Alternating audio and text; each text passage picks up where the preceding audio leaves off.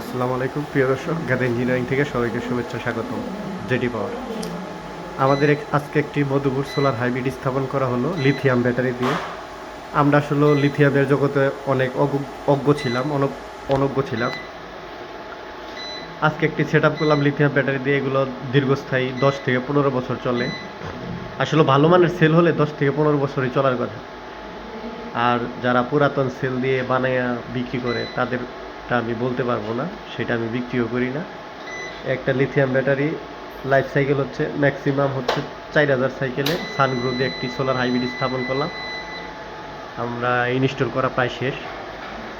আজকে আমার কাকা সেট আপ দিচ্ছে, কাজটি কমপ্লিট করলাম। একটা 2 তলার ছাদে আপনাদের এই পরিমাণ 1700 ওয়াট প্যানেল লাগানো হয়েছে মধুপুর উপজেলায়, এটা মালাবাড়িতে। কাজ কমপ্লিট, প্রায় শেষ।